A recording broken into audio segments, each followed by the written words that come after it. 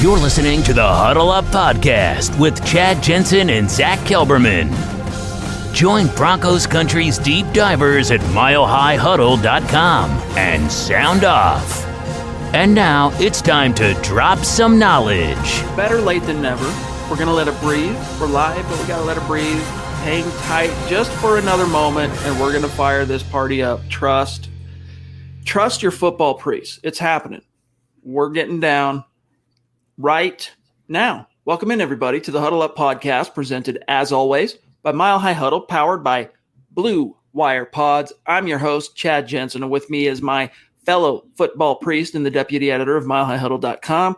He is Zack Kelberman. Zack, first of all, congratulations for leading the way on what was yet another number one month for Mile High Huddle on the Fan Nation Sports Illustrated network, dude. You led the way, brought in a lot of page views, a lot of content. I gotta assume, I mean, I don't even have to look. You probably led the way in terms of content, number of articles published and all that. So tip of the cap, my brother. Yeah, I feel like it's an Oscar-accepting speech, but I want to give all the credit to Broncos Country, honestly. It's not cliche. Without you guys reading and checking out our articles and checking out my articles and Chad's and everybody else's, we wouldn't have reached those plateaus as we do every single month. And to reach that number in a month like June, where there's pretty much no news, especially in the last couple of weeks, and to still reach new levels is a credit to you guys. So I appreciate it. Thank you very much. And the best is yet to come this year. Season's around the corner. That's right. That's right. We're making hay. The sun's shining. It's super hot, but there's nothing happening, but we're still making hay. Shout out, as Zack said. I appreciate you, each and every one of you who read the articles. Zack, it's kind of boggles the mind to think that 2.1 million individual Broncos fans read milehighhuddle.com in the month of June. So it's kind of mind-boggling. You try and wrap your brain around that scale and those numbers, and you're like, what?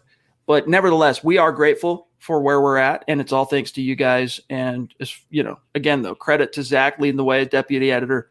You demand. And tonight, it's the Mile High Mailbag. We are your football priests. Each and every week, we're here to offer you the absolution and answers to your burning Broncos questions, and we're going to get to them. But first thing I got to pick your brain on here real quick, Zack.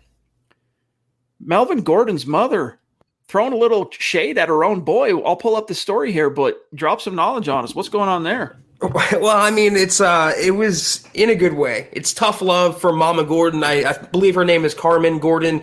Melvin had a youth football camp, I believe, in Englewood recently, earlier this week. And she met with the press and she gave some interesting comments. And she basically said, I told Melvin he looked slow last year. He was doing some things that he shouldn't have been doing. He was hitting the hole a little late. And on one hand, it made the headlines for what it did. I mean, you see it right there. But on the other hand, it's like, this is great. His mother is a veritable football analyst. So one step away from pro football focus at this rate, Chad.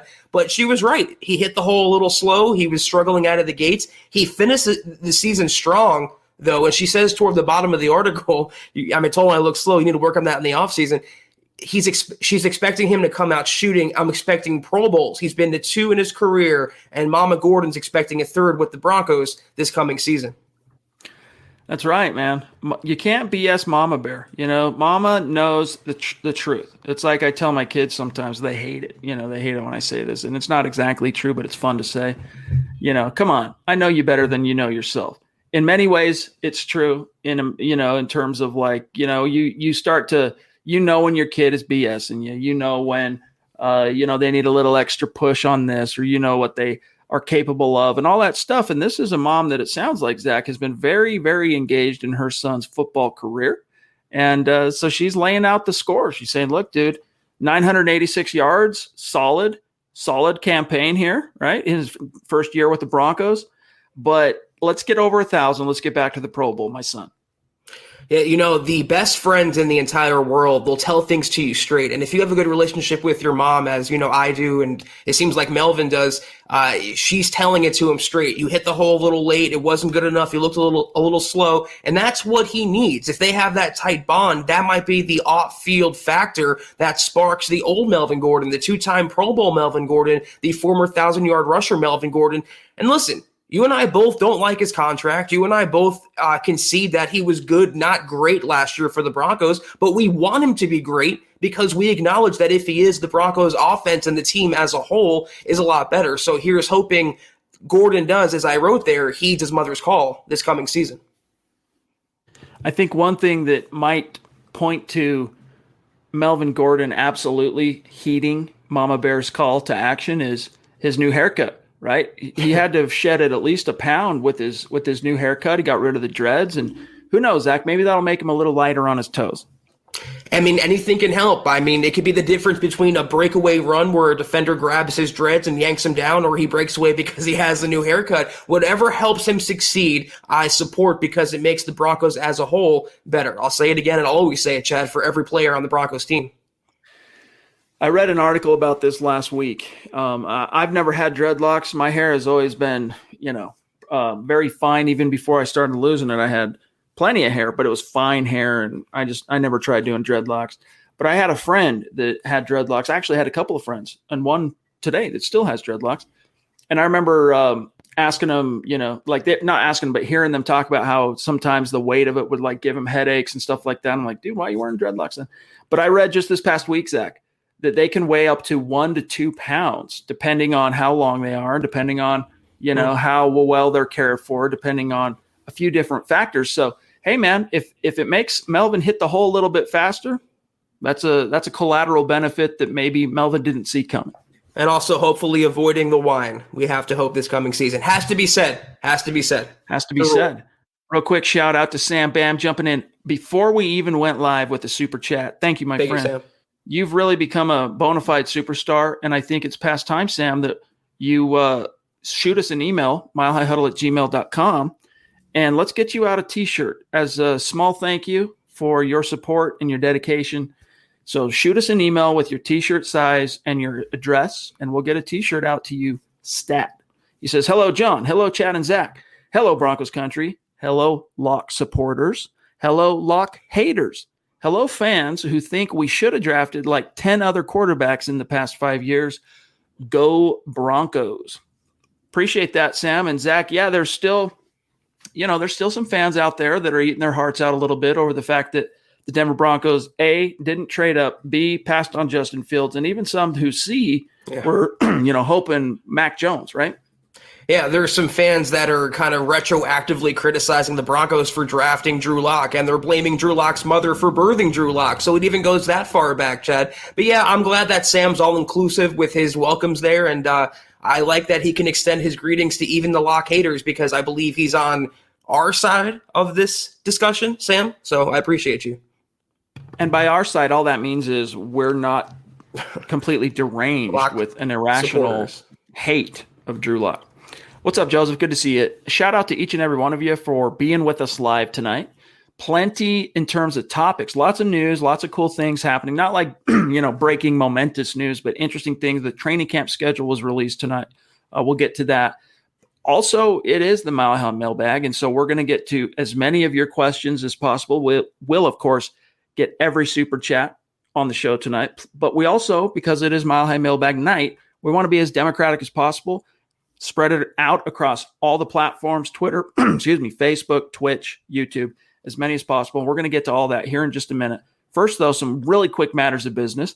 Connect with us on social media, starting with Twitter by following the Huddle Up Podcast at Huddle Up Pod and our main account at Mile High Huddle. Our great producer, John Kay, who just does phenomenal work on Twitter, cultivates the community, finding the cool little Broncos nuggets across the internet. And trust us when I say, you want to make sure you're connected with Buona Beast on Twitter at John K. MHH. Zach as well is, I just realized, Zach, something we got a little, we're missing our little handles. Here we go. Zach as well does a great job. He's like the eye of Sauron, right? Keeping his eye open for any Broncos news that's going to break across his Twitter timeline.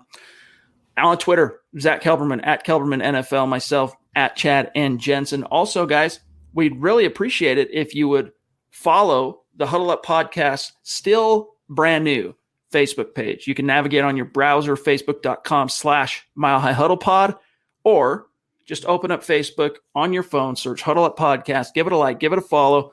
We got big plans for that page as far as unique content that's going to be specific to that page, but we got to wait till we get it to scale. And in the meantime, by you helping out, liking and following the page before we do start dropping that content, you are automatically entered into our weekly giveaway. Might be a hat, might be a t-shirt, randomly selected raffle of people who are both liking and following the page. And we have a new winner for this week, which we will announce. John, don't let me forget, by the end of the show, we'll announce this week's winner of that raffle. And then also, guys, we kindly ask you to become a supporter on Facebook of Mile High Huddle. It's pretty simple. You go to the main Facebook page for our publication, facebook.com/Mile High Huddle. You'll see the big blue button. It says become a supporter. Click that. $5 a month gives you access to our premium video and podcast content, which includes Kelberman's Corner every Sunday at noon, the Trickle Zone every Saturday at noon Mountain Time, and our newest show with yours truly, Broncos Book Club, which will, I think we're going to shoot for this Saturday around 2 p.m. Mountain Time is when we're going to roll out Broncos Book Club. So if you want access to that and you want to help us keep the lights on and support the cause, become a supporter on Facebook, facebook.com/Mile High Huddle. Check out the merch store when you get a minute, huddleuppod.com. Get your swag on, get a hat, get a t-shirt, mug, little something to support the cause. And if you're not in a position to do those things, gang, trust, we're just happy to have you with us. We're grateful that you're here. Just make sure you're subscribed. Give this video a like if you're on YouTube and Facebook. You guys have no idea how much that helps us. And the litmus test number 3, if you think we are doing a good job, the way Zach and I can really measure that, the truest testimonial, are the 5-star reviews on Apple Podcasts and you sharing this video out there on your social media, which helps us continue to grow and reach those new like-minded Broncos fans just like you.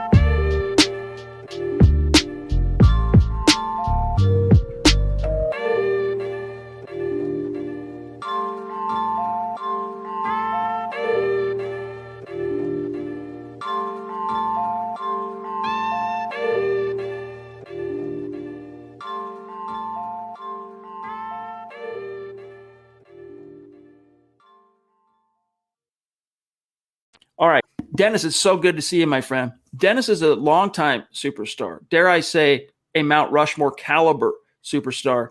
And he's been with us at least as long as I can remember us doing these as live stream pods, Zach. And he's an OG. He's up in Michigan. He exemplifies our little hashtag state of being, our little catchphrase.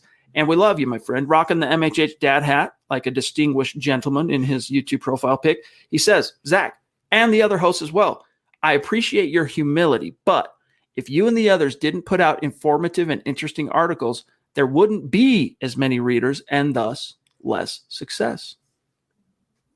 I mean, Dennis, I appreciate your humility. You're out, being out humbling me right now. So I do appreciate that. And I appreciate all the warm reception that we all get, Chad, the entire brand on Twitter, on social media. And honestly, you guys, every single click I get on my articles, anyone gets on their articles, as writers, that's the number one way you can show us support is just reading the product we put out and making sure it doesn't disappear in the ethos. I put a lot of effort in, Chad does, everyone does as well, and Dennis and everyone else, we appreciate everyone checking it out. A colleague of ours that is he's an Emmy award-winning 40-year veteran journalist in Dallas-Fort Worth, covers the Dallas Cowboys. I was talking to him earlier this week, in fact, and he made a comment that I was like, right on, this is absolutely true. Sites like Mile High Huddle, we're not so much in the game of trying to break news, right? We're not trying to be per se, insiders, etc.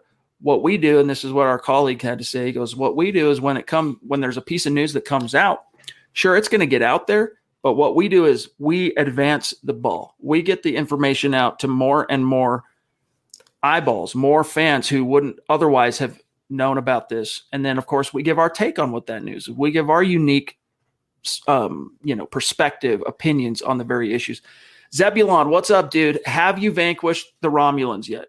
All right. Have you vanquished the Romulans? That's my question to you. Really appreciate you, though, my friend. Seriously. Thank you for the stars. Thank you for being a supporter on Facebook. Thank you, Zebulon. And I'm pretty sure I saw a Mama Merlot comment pop up. I believe that was from EJ or someone. That was pretty funny, though. Yes, EJ, Mama Merlot's on the money. Yes, she is. Didn't want to say it, but I'm glad you did. JT, another Mount Rushmore superstar across the pond in the United Kingdom. Great to see you, bro. I know that, like myself, you're a new dad, not your first, but brand new baby in the house, and it can be consuming. This I know. So it's great to have you with us live tonight, bro. Hope you're doing well, and hope baby and mama's doing well. He says, hey, guys, dripping in to show some love. Feeding time, we'll listen after the fact. Hope all is well, and that baby Jensen, all well. Zach and John, been a while. Yeah, it has been a while, dude. And I was thinking about you, in fact, the other day, and I was talking to someone about, what was that condition, the eye thing from, it's something to do with welder's eye or whatever, that condition we talked about. Anyway, so let's get you back on the show, dude. Reach out, shoot us an email or DM on Twitter, whatever. Let's schedule a time to bring you back on and get some of your thoughts on the most recent issues at hand. Yeah, JT's a great long-time Twitter follow, so it's always good seeing you around, JT. Hope you and your family are doing really well. All right, let me see here. Got to be as dude, we got the MHH resident male model rocking the swag like a true boss, Muhammad Badri. What's going on? Another new dad. It's new dad night. How's the little baby Malik doing? Is he keeping you up at night? Appreciate you, bro. He says the CEO and the dragon in the house. Hashtag the beast. Hey, dude, it wouldn't be a Huddle Up podcast proper podcast without Mo in the house. Yeah, it's like every time I see his name pop up, it makes the podcast a little better. And the thing about Mo is he's so supportive on every single product we put out. He's always there for KK. He's always there for Broncos Book Club. He's always there for the Trickle Zone. He's always there as long as he can be there. And that's why we have the best fan base and the best listeners in the entire world. And Mo and many others out there leading the charge. Michaela wants to know, isn't tomorrow the day we find out if Aaron Rodgers is going to opt out? Is tomorrow the deadline? Yes. The second. And spoiler alert, he's not going to. So, yeah, it would be a surprise. It would be a shock if he did. Real quick, let's talk about, let me pull this up. In fact, actually what I'll do is, since we have a nice little graphic here, let's talk about training camp.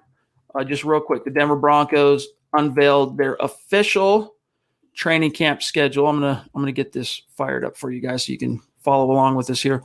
For July, it's really exciting. We have we think we can do some fun stuff with it as far as some MHH and fan type interaction.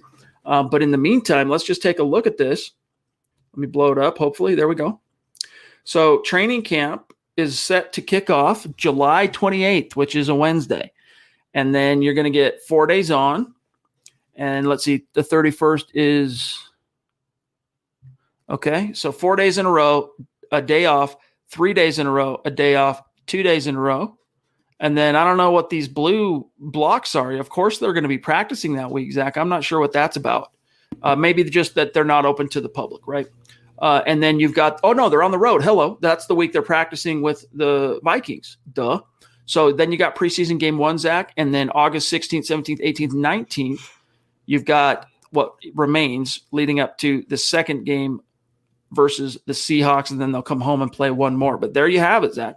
I just can't believe. I mean, I can because every year I say this, the NFL calendar just literally flies, but I can't believe we're in the month of July and 27 days from now, the Broncos are going to be starting training camp. And then a few days after that, the first preseason game. We get to see Broncos football again. It's just wild. And I'm so happy, Chad, because I miss football, as I'm sure many others do out there desperately. Dude, it's so crazy because you think about, it's just like when I got my, to my new studio, which is a little tough shed. All right. It's a nice brand new tough shed, the 200 square feet. But it's a tough shed that I had soundproofed and drywalled and painted and the whole nine. But I had to figure out how to get power to it. Right. So we ran power and all that, and being out there working on it and stuff like that, you're just dying in this heat. You're just sweating your butt off. And then finally and we got this heat pump connected, and a heat pump does cooling in the summer and it can do heating in the winter. Once we got that thing connected and it was blowing air, it was like, this is miraculous. This is a miraculous thing here. And this little ramble of mine is the things we take for granted, right? Like the electricity and the air conditioning and little things. The preseason, all those years, Zach, that we took preseason games for granted. Sure. 2020 hammered home the lesson that appreciate the things in your life that are good while you got them. Yeah, and for Broncos country, it's definitely, it's encouraging, and I'm sure they're thankful that this training camp this year, they can be there. I believe they're not going to have, I think you can't touch the players, interact with the players, but the fans can watch the players practice, and it's the return to normalcy ahead of a season that's going to be normal with fans in the stands. I'm just so glad, like you said, we took it for granted last year. And even though we're losing a preseason game, there's only 3 this year, I cannot wait for the most meaningless football, because for us, after the last year, none of it's meaningless. Muhammad jumping in again with a super sticker this time to say, you are amazing. No. You're amazing. I think I'm like, that clip from Tommy Boy when he's still at college and he just graduates and he's in his dorm with his buddies and they're partying it up a little bit. And one of his buddies goes, you're the best, Tommy. No, very serious. You are the best. And then he leans in, feigns he's going to kiss him or whatever. The guy's like, oh, and it gets a good laugh. You're amazing, Muhammad. You're amazing. Was that a Niner? Were you calling from a walkie-talkie? That's right. Thank you, Mo. Tommy went wingy. All right, here we go. Let's get back to some football. All right, no more Chris Farley impressions. I'm not. This is now it's now a Tommy Boy podcast.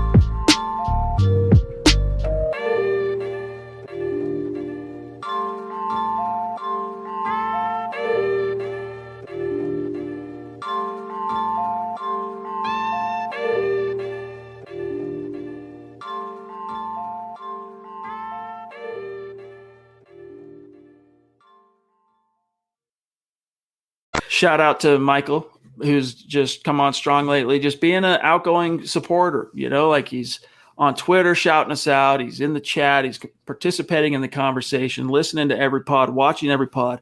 So shout out to you, Michael, and rocking the swag too, Zach. And what's cool is lately he's been, after every single podcast, tweeting us and saying great show. So that level of support and going that extra step, Michael, is so amazing and rewarding, and we appreciate it. Most definitely. All right, let me see where we're at. John, keep an eye out for any Twitch comments. I feel like we kind of neglect our great Twitch listeners and community members, so just keep an eye out. Here's Albert real quick. So Gordon had a come to mama talk. Nicely done, Mom. Indeed. And you know what? Look, I hope Melvin Gordon goes out there and crushes it this year. I hope he's a 1,000-yard rusher, and I hope Pookie, provides the Broncos with the first duo of 1,000-yard rushers since that. I think it was the 2005 season when you had Tatum Bell and Mike Anderson both go over 1,000. Or did one come up just short? I think they both crossed the 2,000. I think that's the only time it's ever happened in Denver. I'm going to double check that. Sometimes a come to mama talk is better than come to Jesus talk, and maybe that's what Gordon needed going into the season. I'm also rooting for him, and he's in a contract year, so not coincidentally, his mom thinks he's going to outperform what he did last year. But I hope he has a lot of incentive and a lot of chips on his shoulder to be a better player for the Broncos, a great player deserving of that $8 million that the Broncos gave him. Yeah, so I was wrong. They came just shy. So kind of like Melvin coming just shy of 1,000 last year. Tatum Bell in 2005 rushed for 921 yards, 8 touchdowns. That's a lot. That was back in the Shanahan zone blocking. I mean, plug in a running back, they're going to go for 1,000. Meanwhile, Mike Anderson, everyone remembers old Mike Anderson, the former Marine, former Rookie of the Year. He busted off 1,014 rushing yards, Zach, and 12 touchdowns. So that year, 2005, that was the year the Broncos made it all the way to the AFC title game with Jake Plummer, vanquished at home by Ben Roethlisberger and the eventual world champion Pittsburgh Steelers. That year, man, one of the reasons Jake Plummer went from being Jake the Snake to no mistake Jake was he didn't have to be the guy, carrying things. You had a very prolific 1-2 punch in Tatum Bell and Mike Anderson. So I go through this just to say, Zach, that it would be cool if the Broncos can get that with Melvin and Pookie.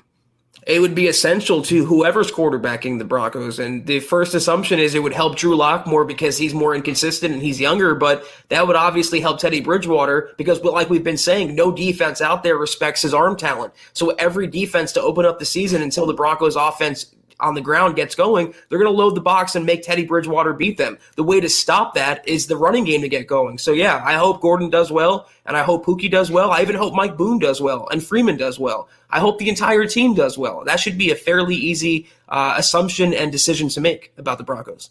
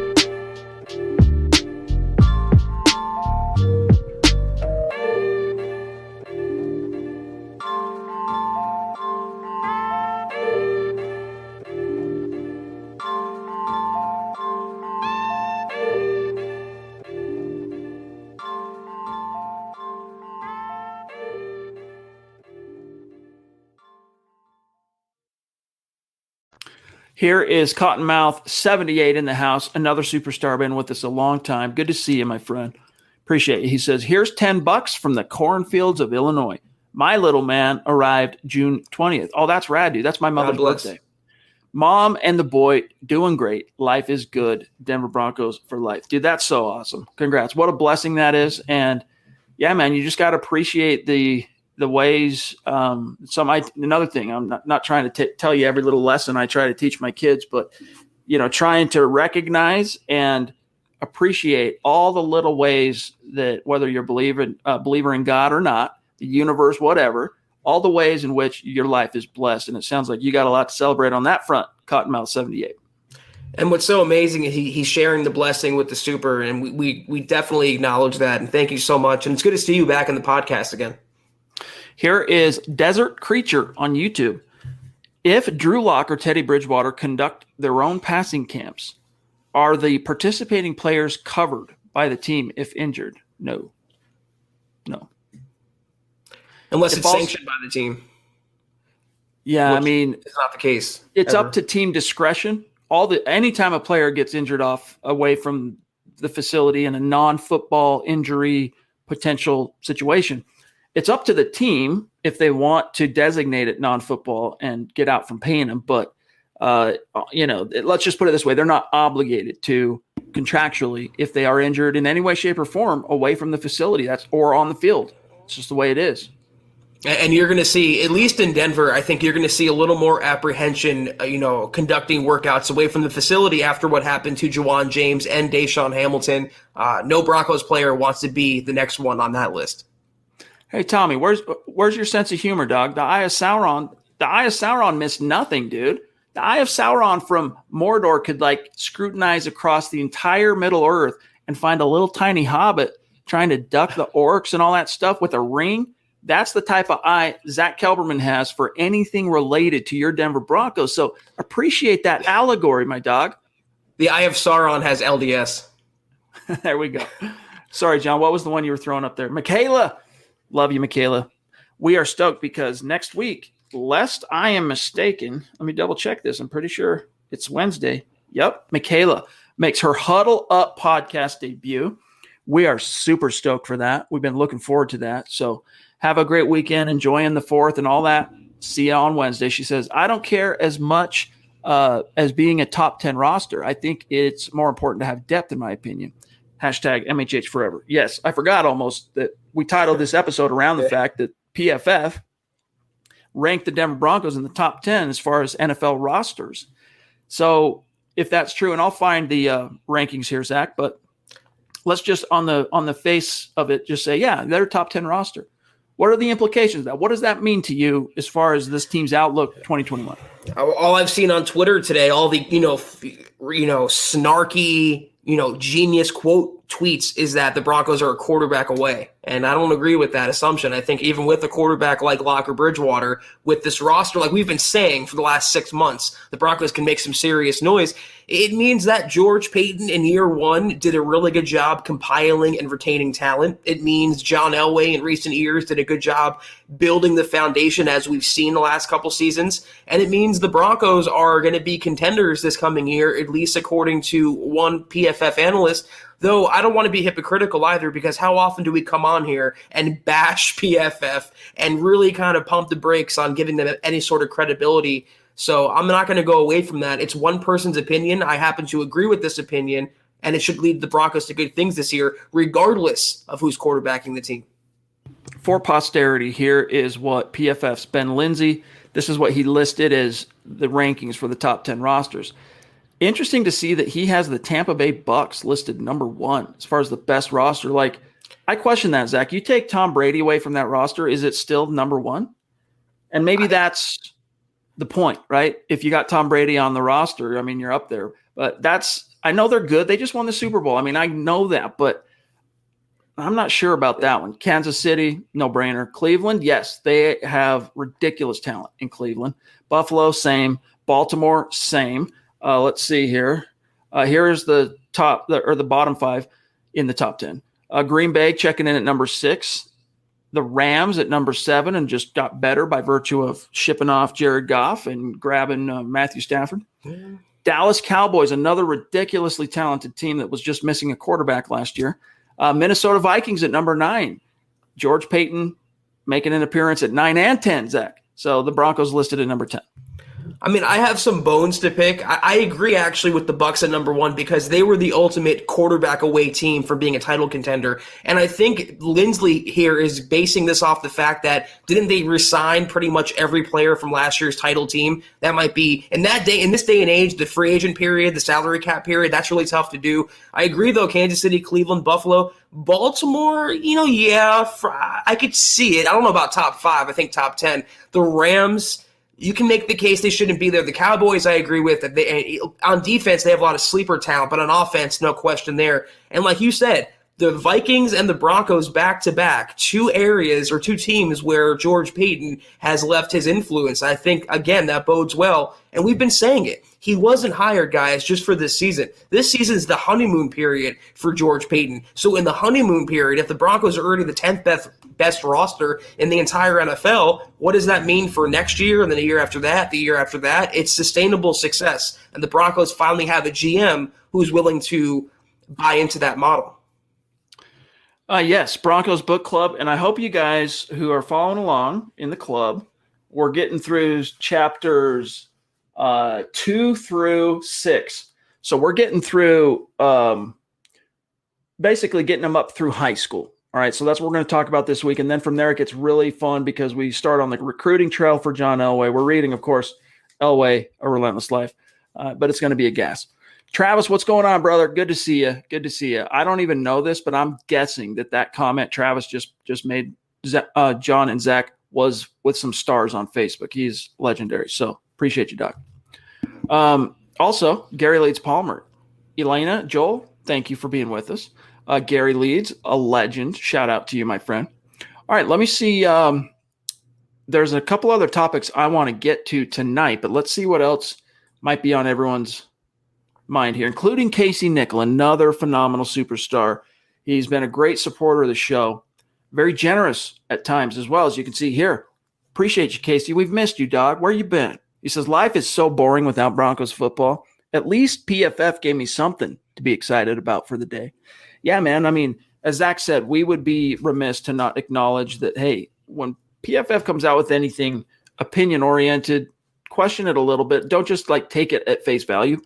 But I don't think it's a stretch to say the Broncos have, a top third offense or roster in this league right now. And just imagine what the future could hold, whether it's Drew Lock turning a corner or if Teddy Bridgewater can do that.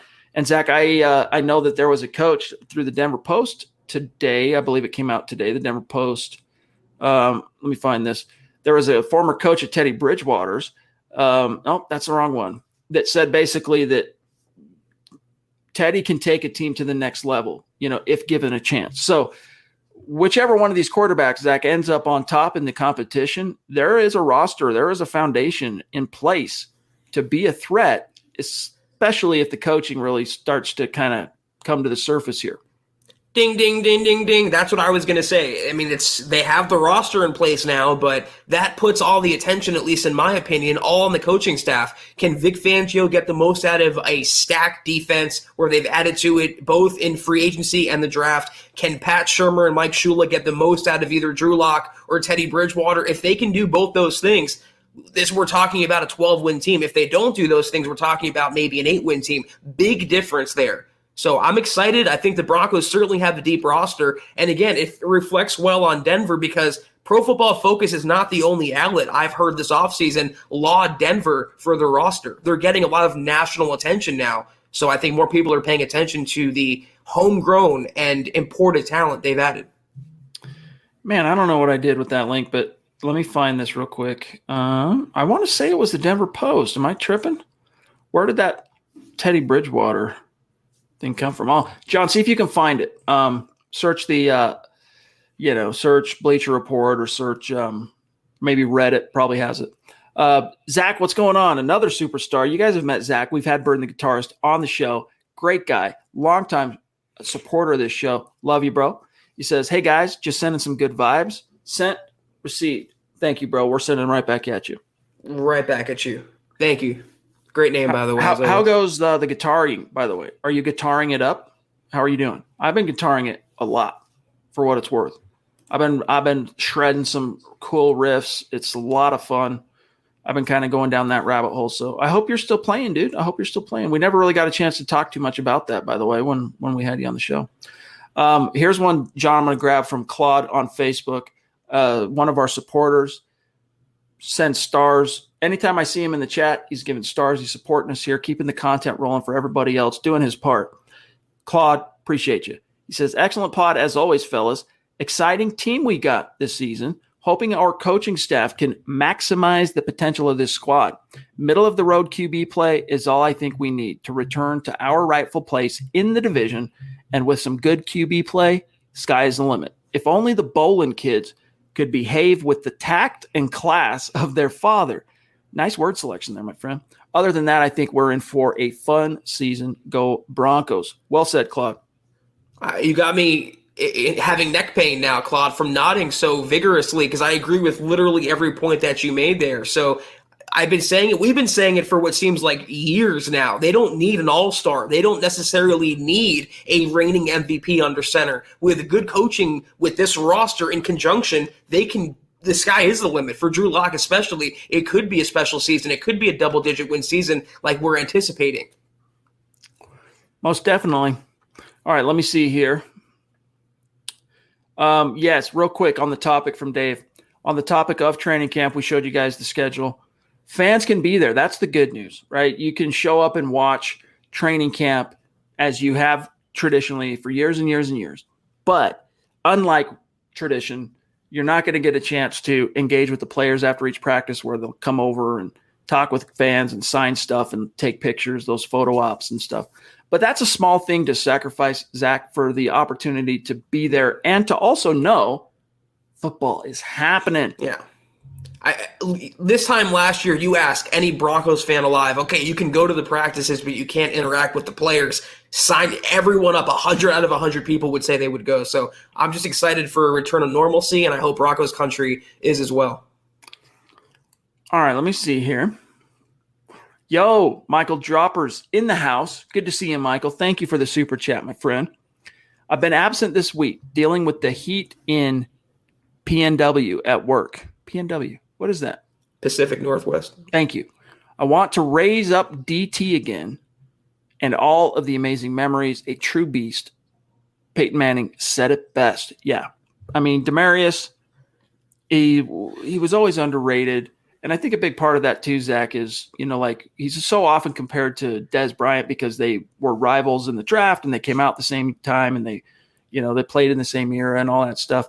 But one of the biggest things that separated those two was their personalities and just their kind of, swag. Demaryius just walked the walk, and Dez, not to say he didn't walk the walk, but he was, he's more of a flashy kind of Michael Irvin type, right? He rocked number 88 just like Irvin. And so I think in a way that actually hurt Demaryius, that he wasn't a little bit more, of an alpha on the field in terms of jawing and, do a little dance, do something creative like T.O. or Joe Horn. And, when you score a touchdown, but he was ever just as productive as any wideout, if not all of them during especially that 4-year run with Peyton, man. He was as good as it got in the league. I was going to say he walked the walk and he talked the talk, but he didn't talk the talk necessarily literally in the most, in the literal sense. Yep. And I appreciated that about him. I respected that about him. That's what I said on, I believe it was Monday's show about DT, that he was always soft-spoken, but he carried a big stick, and he converted that stick into a legendary career in the NFL, at least with the Broncos, and that's why his name will be etched in the Broncos Ring of Fame soon enough. Tyler wants to know on YouTube, has there been any word on Hard Knocks? Eye of Sauron, what have you heard? What have you seen? Nothing. I know the Broncos are in the mix, but I believe a decision has to be coming soon, though. I mean, we're in July now, and then training camp's around the corner. I don't know if they're going to get it. I still think Jacksonville makes the most sense, but they have most appeal, at least more so than Denver in the public eye, but we'll see what happens. All right, here we go. Shout out to Tommies. We got 2 Tommies in the house, including one on Facebook, one on YouTube. Shout out to Tommy Laverne Jr. Finally catching you guys live. Hey, man, we look forward Appreciate to talking you. with you guys each day too. Yep. Hashtag Ice Dragon, indeed, Mo. And yeah, Dave, real quick, do you still own the Tebow biography? Because I have it, and I was thinking about working it into the rotation at some point for Broncos Book Club. Well, let me know. All right, let me see here. Let's grab this one from Joseph, who is also a very dedicated listener to this show and member of our community. Joseph says, does anyone else feel like the Broncos sometimes will cut a guy's career too short and not give him enough time to develop? I feel that with some players, the Broncos don't give them enough time. I think that's true, Joseph, for any NFL team. Like Exactly. your window to make a dent in the NFL universe as a player is relatively finite. But yes, I mean, look, John Elway, you could count on one hand, Zach, the number of players he drafted that got a second contract.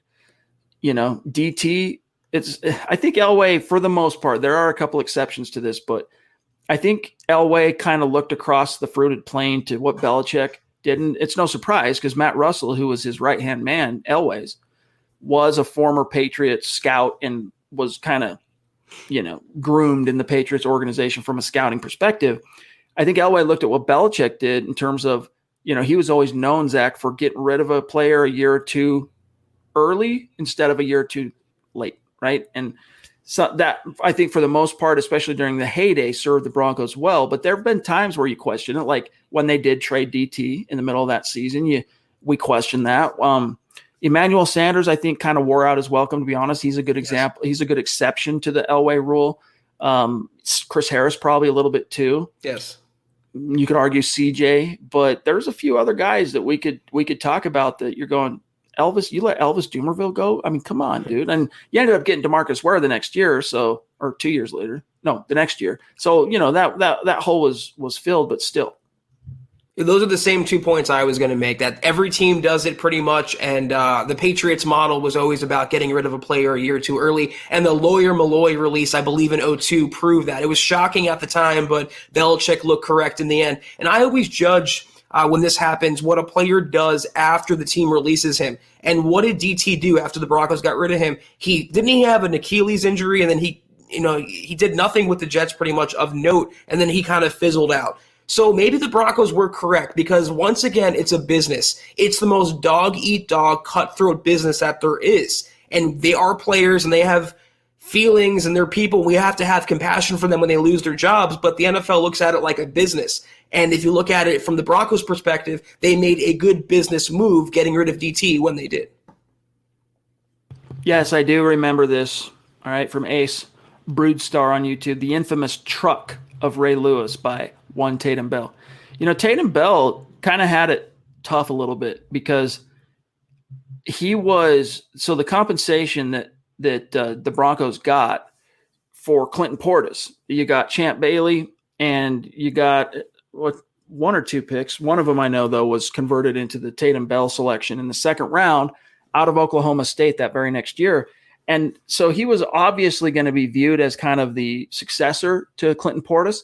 And then he donned the dude's number. Then he put on 26 in Denver the very year after, that he was traded. And so he kind of took that onus on him, Zach, a little bit of kind of being, perhaps the next Clinton Portis. And I think he didn't quite live up, obviously, to those expectations, but he still he had 900 some odd yards that 2005 year. And then the next year he did get 1,000. And then he started kind of flaming out a little bit, had a lot of injury problems, or else his career probably could have gone somewhere. Michael made the comment I was going to make. He was very fun, Tatum Bell was on Madden. He was very jitterbuggy, and he was kind of speedy. So that's, Michael, you and I are sharing a brain on Tatum Bell, for sure. All right, we are at 43 minutes. Let me see where we're at. My stream just jumped to the very, very bottom, John. So I'm going to scroll back up to Fernando. Bro, it's been a minute. We've missed you. Appreciate it. He says, I've missed the last few shows. Work has been crazy. Keep up the great work, Priest.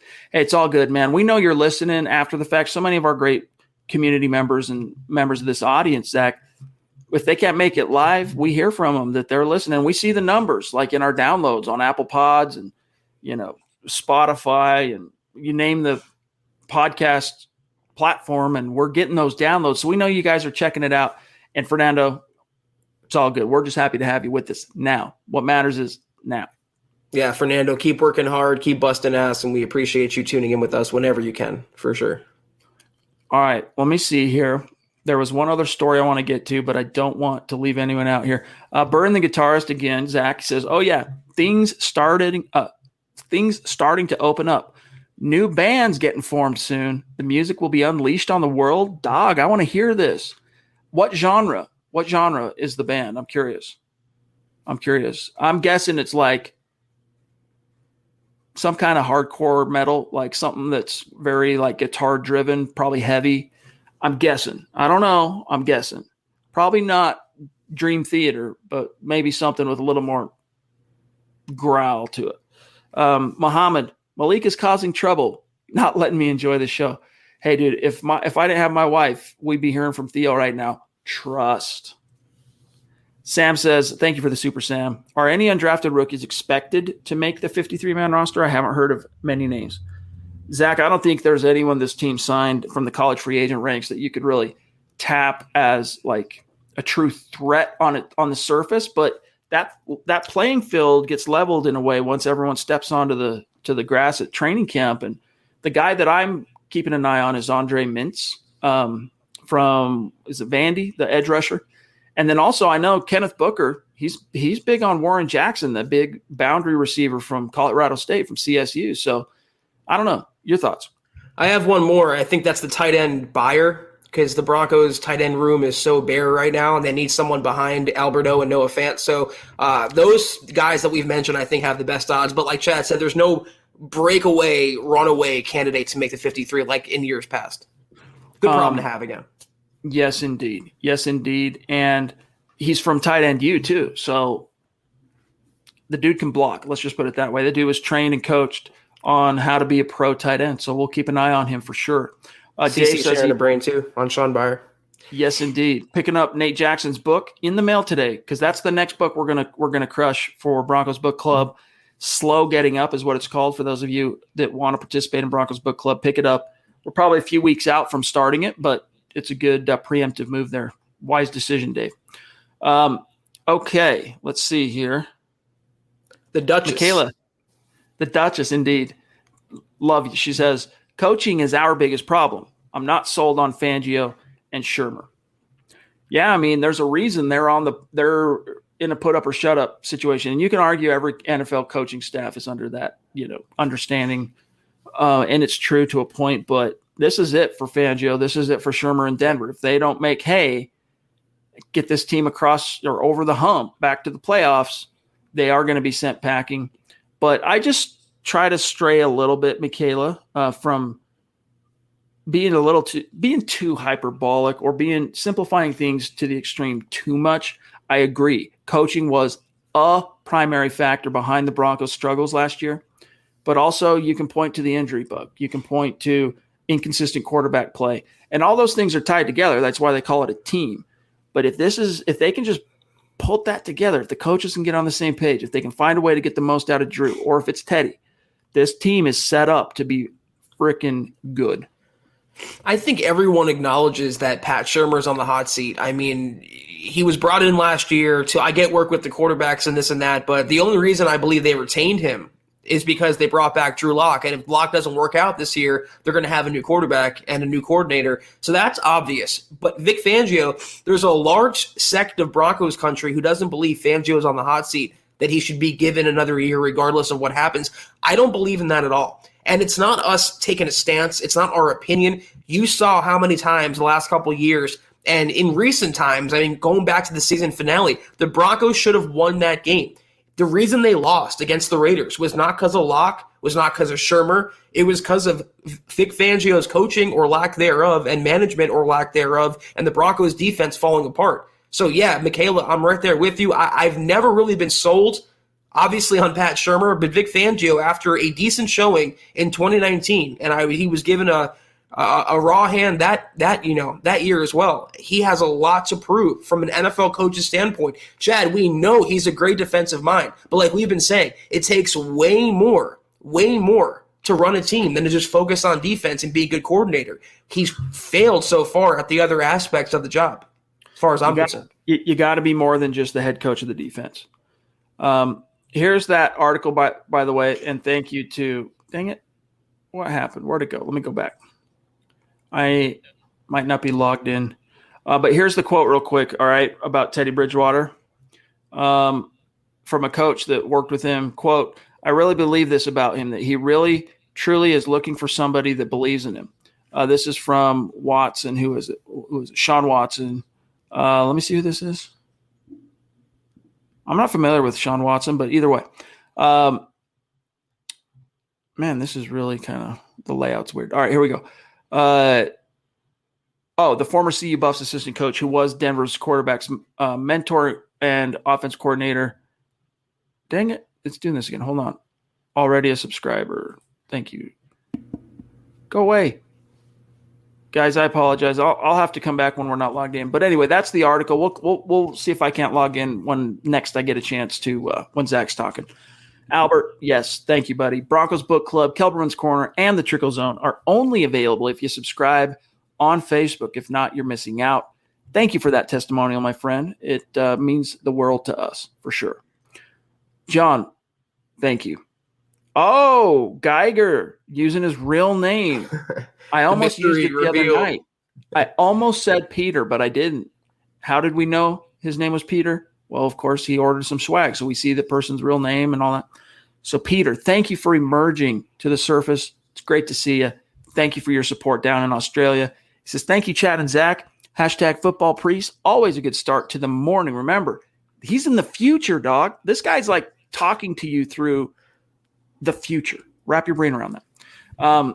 Always a good start to the morning when you guys are on talking Broncos. This warehouse was so boring before I found MHH. Broncos for life. Really cool to hear, man. It actually is really neat for us to hear how people work the show into their lives, like where they listen, the routines, the rituals, the habits people form. So that's cool. Thanks, Peter. I just looked it up, and it's 11:15 a.m. on July 2nd in Australia right now. So, Peter, am I going to have a good day tomorrow? What's going to happen? Let us know. Yeah. Peter coming to you from the Wayback Machine, right? Okay, let me see here real quick. DT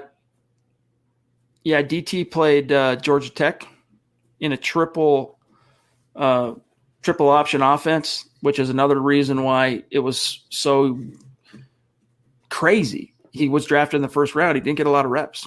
Calvin Johnson, too. Same school, Same scheme. Megatron. Sean Byer from CC. Sean Byer, I think he has a low-key shot at making the team. Yeah, if he can outblock, I keep forgetting this kid's Saubert. What's the tight end from Jacksonville? Saubert, yeah. Saubert. If he can outblock that dude, he's definitely got a shot.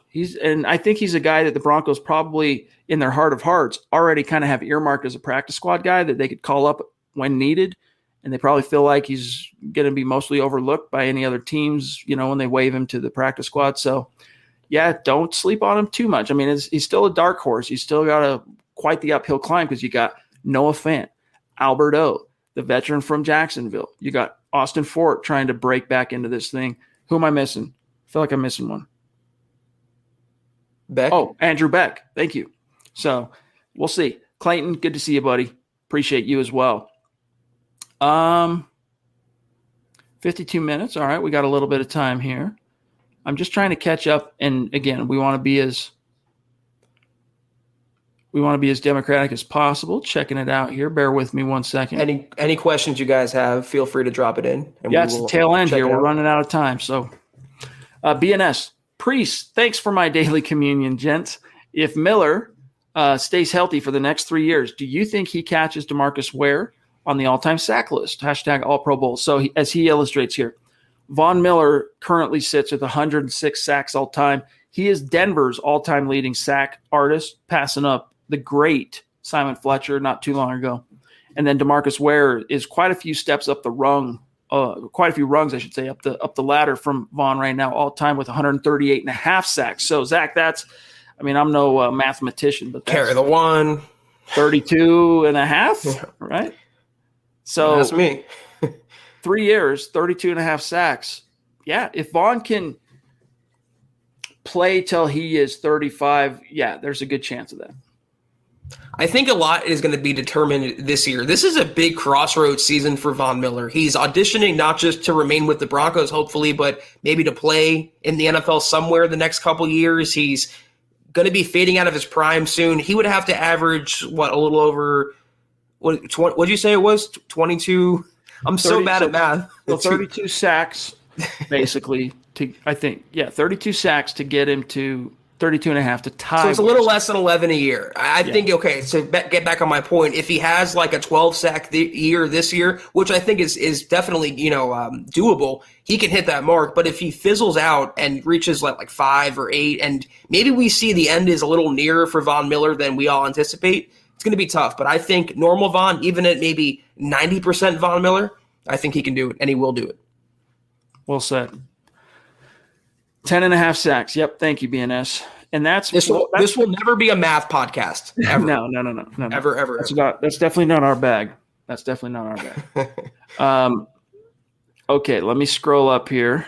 I know the chat just did a jump on me. Well, while I'm seeing how this resolves, John, keep an eye out just for any questions or whatnot. I got to get your thoughts on this real quick, Zach. Nick Kendall had an article at milehighhuddle.com today. And in this article, he was talking about Jason La Canfora of our former employer, CBS Sports, who had some relatively bold predictions for Von Miller and Bradley Chubb. In the case of, I'll just read this real quick. Go check out the article from Nick because he does a great job kind of deep diving on the topic at hand here. But let me just read to you what La Canfora said. He predicts Miller to win comeback player of the year, and he predicts Bradley Chubb to lead the league in sacks. Quote, I already chronicled the kind of year I believe Von Miller will have, but he is not as young and twitchy and in his prime as Chubb. Chubb has gone through 2 trying seasons in which things have not gone his way, and he has not had around him what was expected. That will change in 2021. He will grasp fully what Fangio has created for him and edge out Chase Young for the sack lead. And then Chubb will get a massive payday. This Broncos defense has the makings of a truly elite unit if the top individuals take a step forward, and I anticipate they do just that, close quote. So, Zach, how far outside the bounds of the plausible is it that Bradley Chubb could not only lead the NFL in sacks, but then Vaughn coming in and swooping to bring back an accolade that's not on his resume yet, comeback player of the year?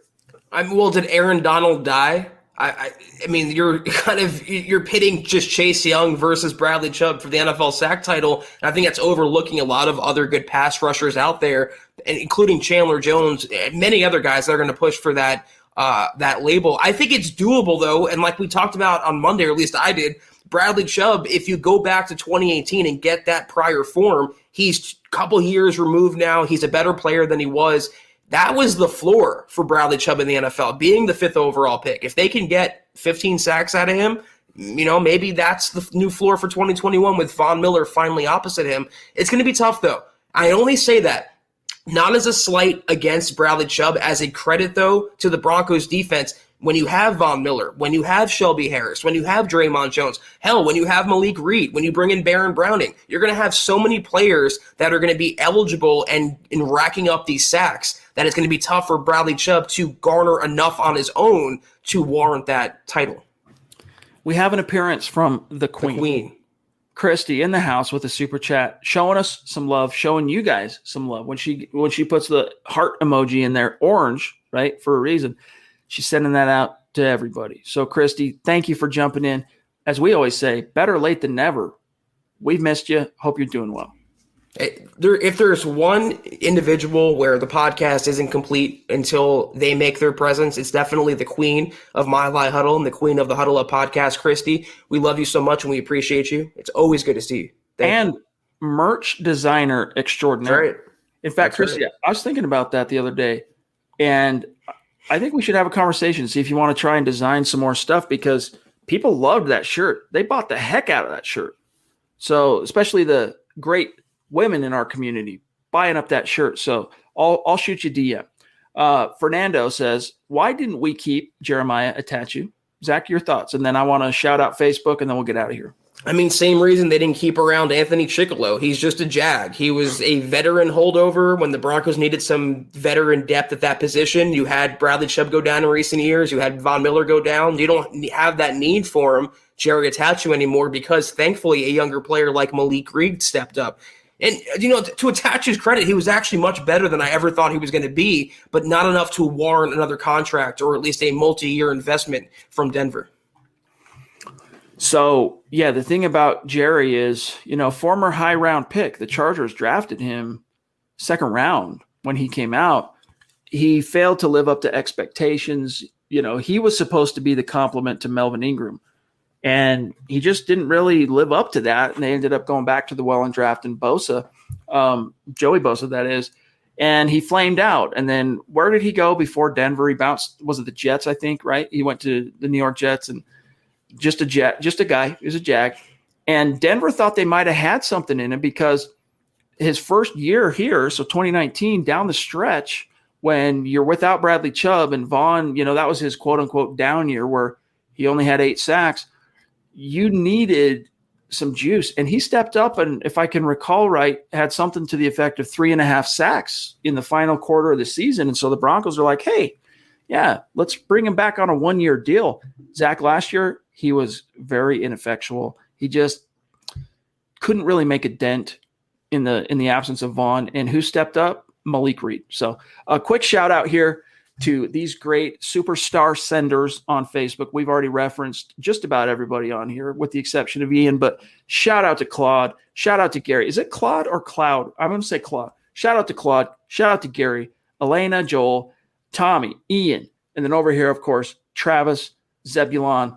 Love you guys. Thank you for the stars and support. Every ounce, every nickel that you guys donate to us, all right, to support this content, to support the brand, the channel, trust us when we say it goes a long, long way. So appreciate you guys. Yeah, it's always great seeing these columns grow. I mean, what I mean by that is we see one more stars lever every single time we podcast. And again, guys, we appreciate it more than we can tell you. Thank you. All right, guys, with that, and by the way, here's what I'm talking about. This is Christie's designing dope acumen, talent. It's awesome. It's cool. It's so different than anything I could have ever come up with. I mean, you look at it and you go, oh, it's just the name and a heart. No. It's different than our logo, and it just pops. This was probably, Zach, I don't know, top 3 or 4 bestseller on the merch store in 2020. Yeah. Easy. So, yeah, Christy, well done. We appreciate you. And huddleuppod.com. Get yours today. That's right. John, drop the link. But, guys, that'll do it for tonight's episode of the Huddle Up Podcast, concluding yet another just completely fun, loose, engaging, compelling Mile High Mailbag. Thanks to you guys for being with us. Thank you for the questions. Thank you for the super chats, all the support. But we got to dip out. And, everyone in America is going to be celebrating the 4th of July this weekend because, of course, the 4th is Sunday. And hopefully most of you get Monday off, right? Because, you should be getting Monday off. If you're not getting Monday off, talk to the old boss, all right? But have a great weekend. Stay safe. Be smart. Yeah. Zach and I I'll see you Saturday for Broncos Book Club on Facebook. Zach will see you Sunday at noon for Kelberman's Corner, noon Mountain Time. And then we'll be back in the saddle of the Huddle Up Podcast. We don't take holidays off. So we will be back Sunday night, 6 p.m. Mountain, 8 p.m. Eastern, to fire off another week of podcasting. And with that being said, Zach, sign us off, bro. Yeah, I was going to say, guys, please have a very happy but very safe 4th of July. It's a lot different than it was last year. Go out, be happy, be merry, enjoy the food, enjoy your friends and family, but be responsible. We want to see you guys here on Sunday night, on Monday, and no days off for us either. And as Michaela says, guys, if you haven't gotten the shirt yet, the Christie design shirt from huddleuppod.com, Michaela is vouching for it, so be sure to pick that up. But we're going to get out of here, guys, until Sunday evening. We're out of here. So follow the Huddle Up Podcast on Twitter at Huddle Up Pod. Follow the mother account at Mile High Huddle. Do we have a raffle?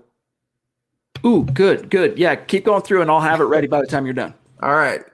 John, Let's follow you on Twitter. Follow the Beast at John K MHH. You can follow Chad on Twitter, as you can see, at Chad and Jensen. You can follow myself at Kelberman NFL. Please, guys, if you haven't already, go to facebook.com/Mile High Huddle Pod. Like the page, follow the page.